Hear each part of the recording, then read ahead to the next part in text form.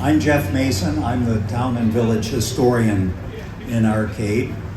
And on August 4th, 1962, I was a teenage history nerd, excited about riding the first public train.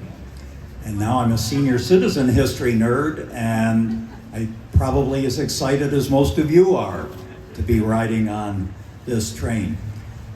If you haven't put this in perspective, this is a historic event, just as historic as August 4th, 1962.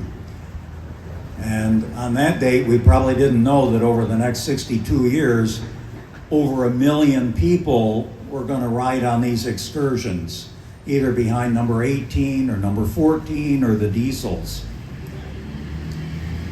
This morning puts Arcade back in place as the only community in New York State with regularly scheduled steam service.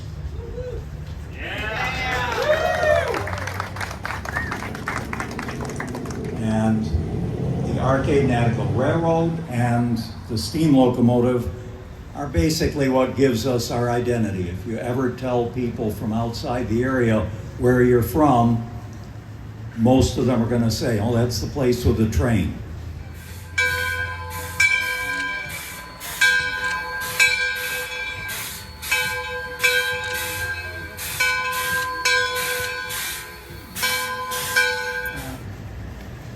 Just a couple of different things that I looked up yesterday.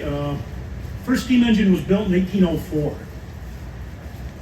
So steam engines pretty much ran the railroads for a number of years up until into the 50s. The last new one was built in 1953.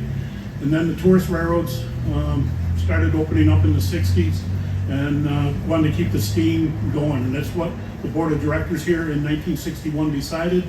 Their freight business was going down. They knew they had to have some other revenue. So they looked into the tourist railroad in 61. They started looking around, found engine 18 out in Michigan, Boyne City Railroad, and purchased it. Got it here early in 62, and it's been here ever since. Operating, as Jeff said, for the 62 years. The only thing I'll throw out there is, I did not get this information to Jeff before he spoke. We're over 1.8 million people here come through Arcade in those 62 years. Been involved here for about 5 or 6 years on this. It doesn't seem a day over 15 years, really.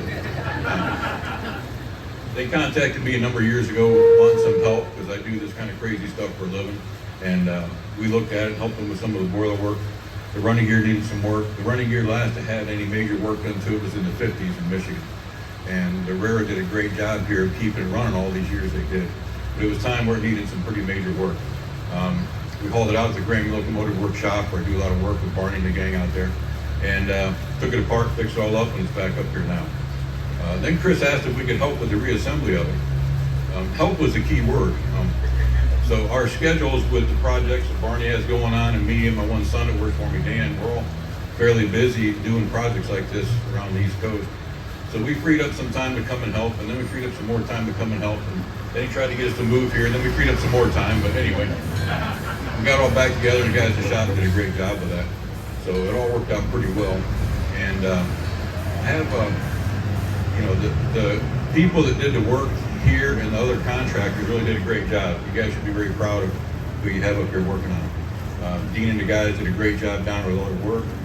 The volunteers, all the training we did with firemen and engineers, they all really did good. So I think you guys will be in good shape for the long term here.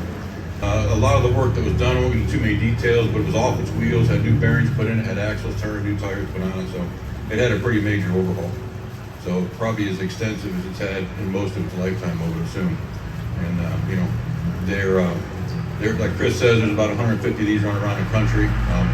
We've all worked on a number of them before, but it's a pretty big piece of Americana we got to keep alive. And Arcade should be pretty proud of the fact you can do that. All right.